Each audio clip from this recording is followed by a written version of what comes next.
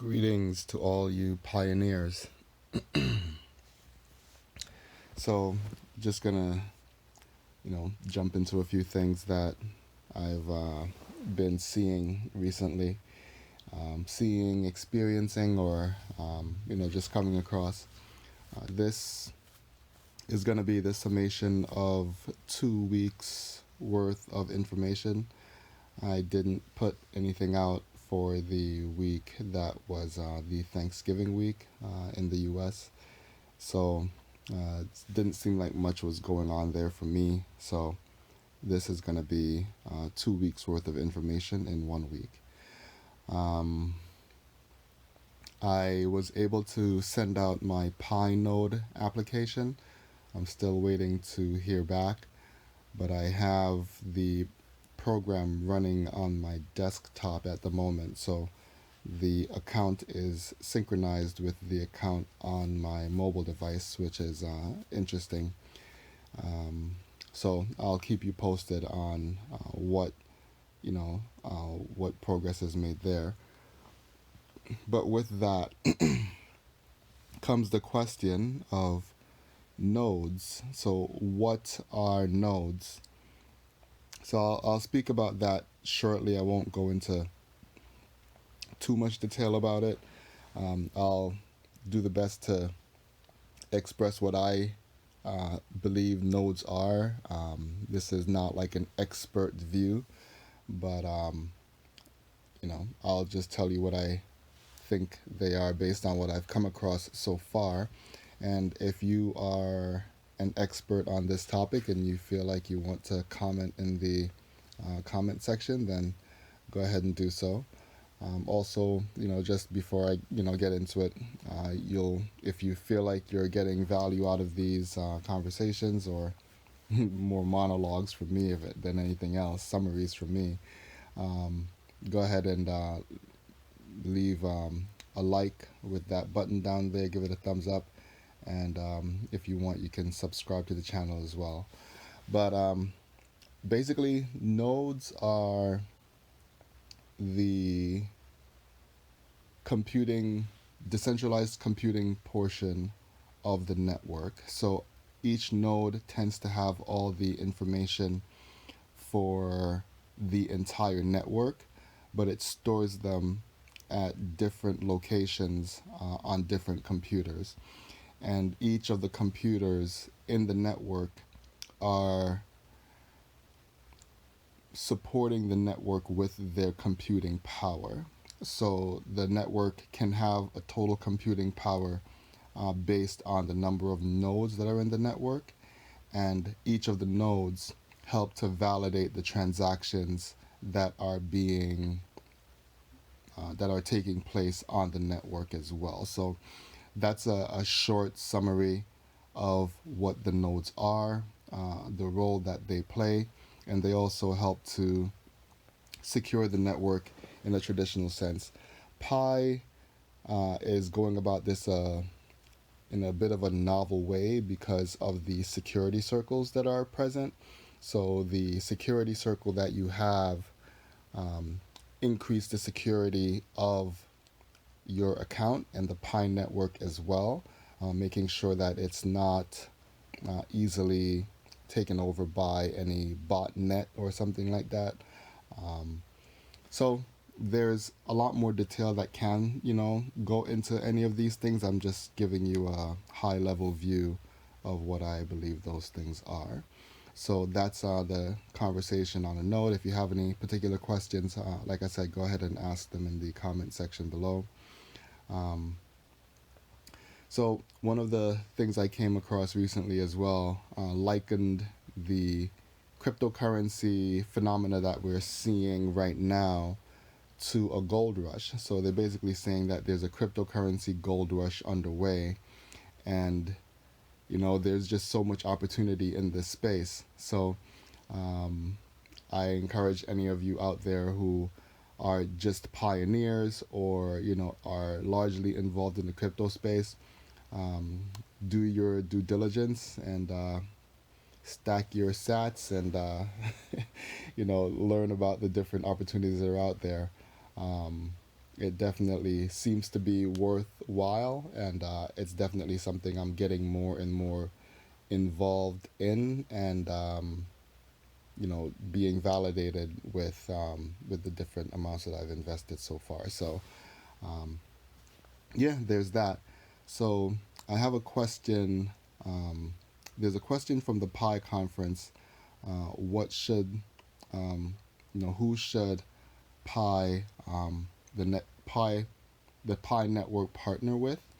And I think ultimately they're going to want to partner with fiat governments and bodies to seek status as a currency in as many jurisdictions as possible.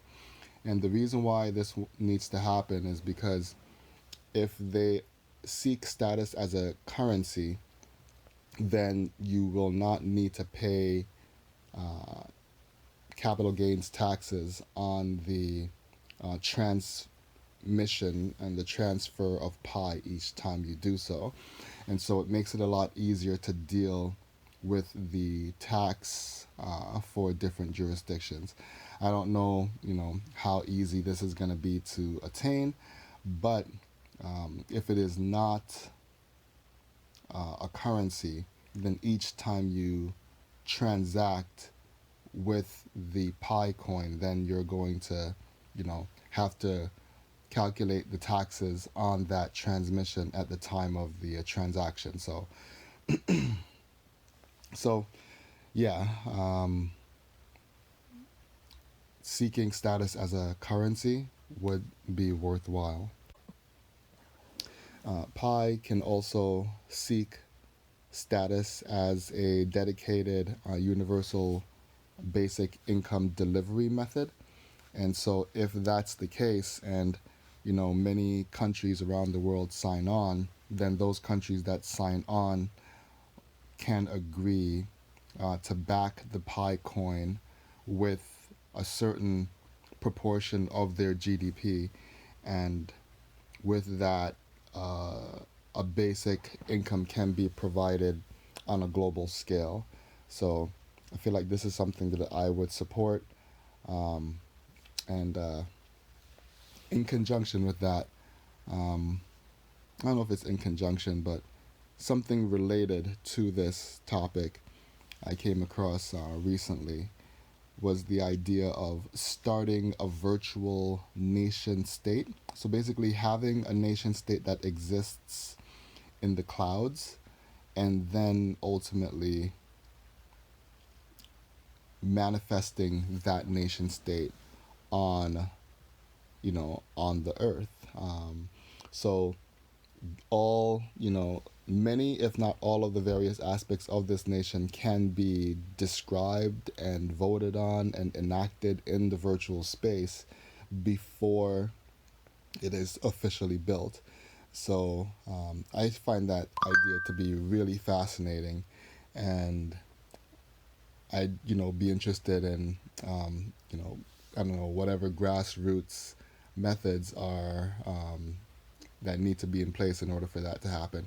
I know it's kind of like pie in the sky situation, but it sounds fascinating, and I'm thinking even I was listening to a podcast the other day, and they were talking about how they could crowdfund the monetary resources necessary to buy property to launch this nation state. But I'm thinking we might be able to buy a nation state that's not doing so well. Maybe they need, just fresh new insights, and so they're willing to sell the nation pretty much in order to get a new direction if there's confidence that you know it's going to be supported on a certain level from people around the world. So yeah, that's I think that's an idea that's new for me, but very interesting to explore.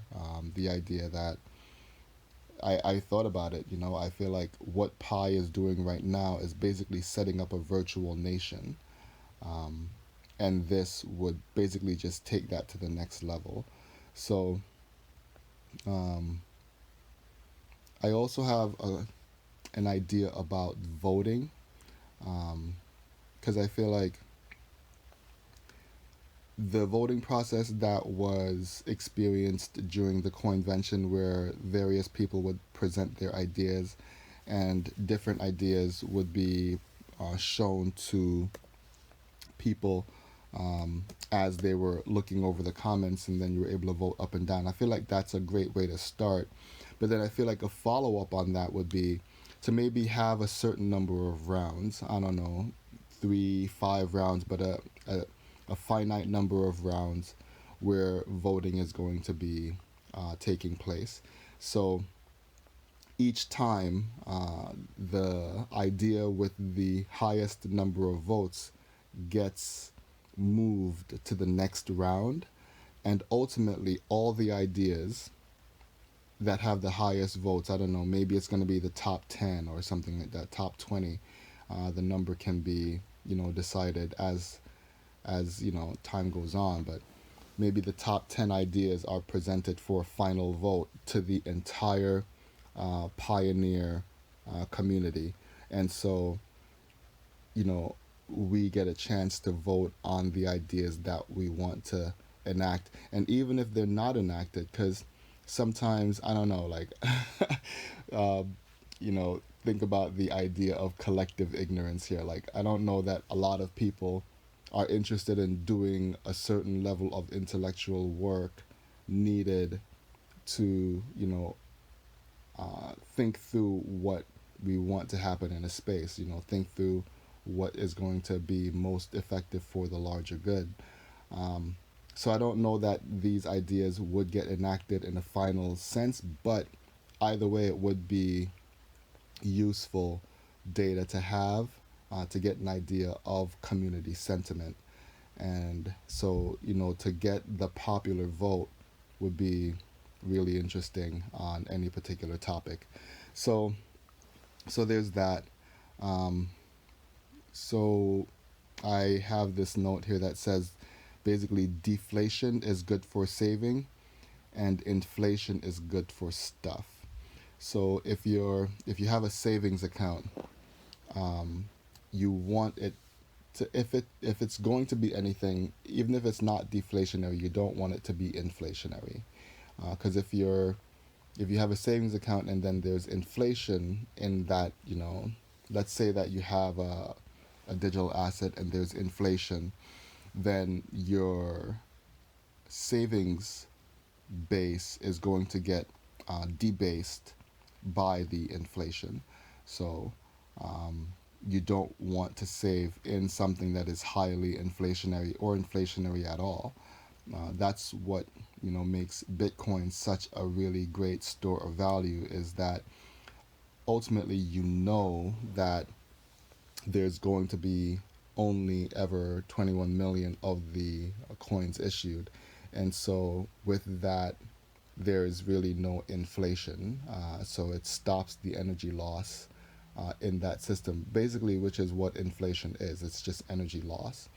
And so if you have a system that has no inflation or is deflationary, like the coins are disappearing, which probably is going to be ultimately the case with Bitcoin, then it's good for savings.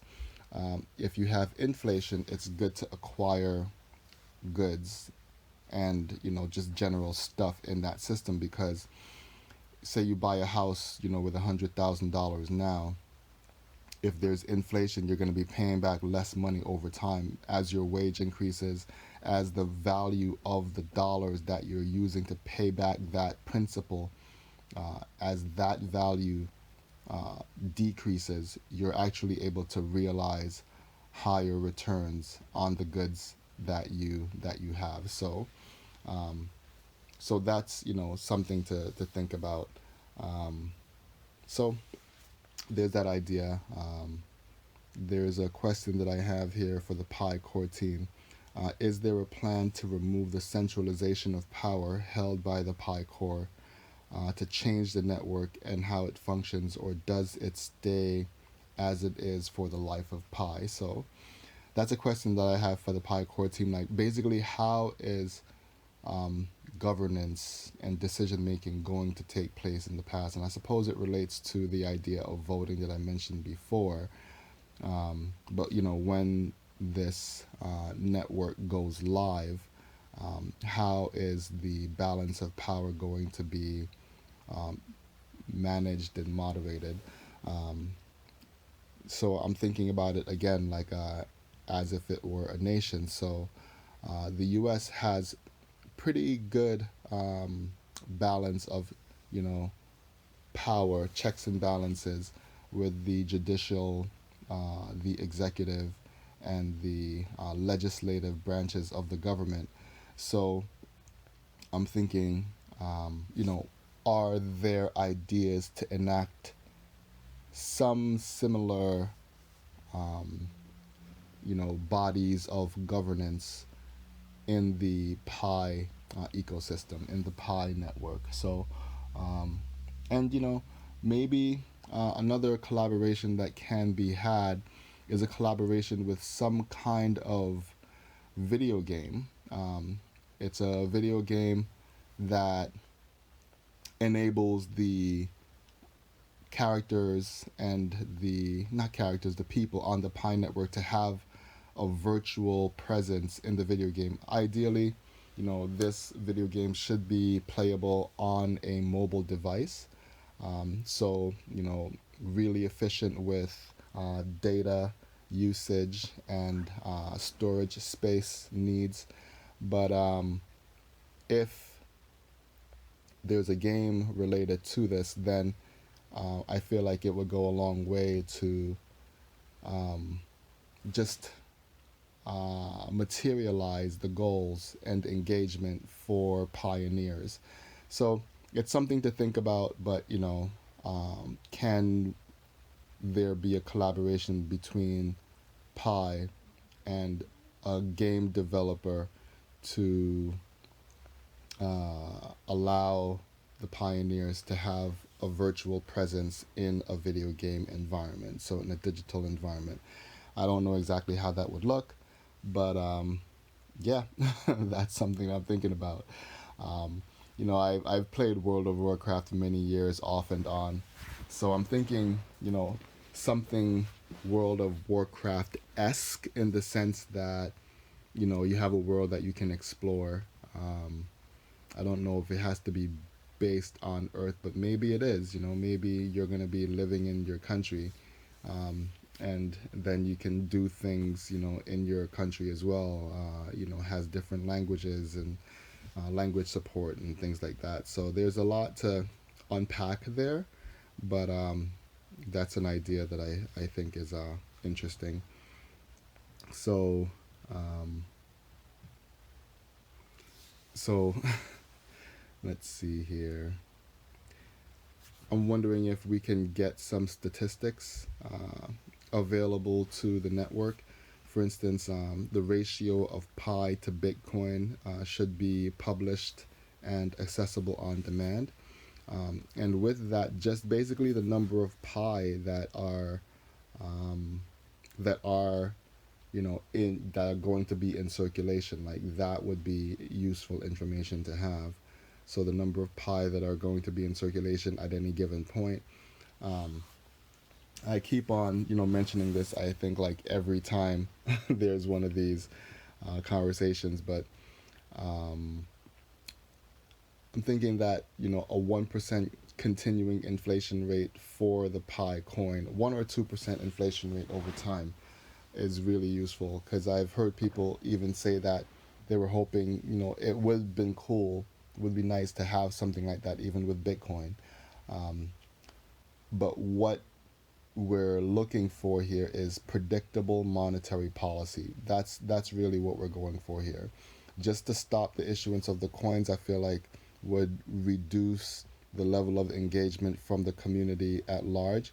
So if there's constantly an increase in the number of Pi in the network for each person, but there's only a 1% increase in the total number of Pi coins per annum, then I feel like, it would just continue to encourage community engagement for mining the Pi coins, which I feel like is a really huge game theory advance in the psychology of the Pi network. Um, but it also, continues to encourage engagement throughout the life of the Pi network system. So there's that. Um, I came across a definition for hodl that I was not aware of before this week, and it's basically hold on for dear life. I thought that was comical. So, yeah, stack your coins, stack your Pi coins, and hodl. Hold on for dear life. Um, so, um, let's see here. I feel like these days I've been living to work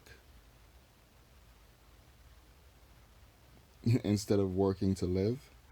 Um, so, what is that? Like, some people might not think about that. And I feel like I've just been spending so much time working that I haven't had time to do much. So um, it's like my life is here because I need to go to work. Like, that's kind of what it's been feeling like. And I don't put up with that feeling inside me for too long. So I feel like Pi can help because if you have something coming in, regardless of what you do, then you can live your life. And so when you do choose to work, you work to live. It's a part of what you do as life, but your life is not going to be, too highly adversely impacted by, not going to work or something like that. Like, you don't have to be as tethered to the work that the job that you have, because it's going to be financial ruin if you decide to do something else. So I would much rather um, work to live instead of live to work. So I'd like to hear your thoughts on that idea as well. um, so I heard another idea this week that was interesting. It says all facts are on chain, and if it's not on chain, it's not true. And this was from the Bangless podcast, episode number 41. I'd encourage you all to listen to it.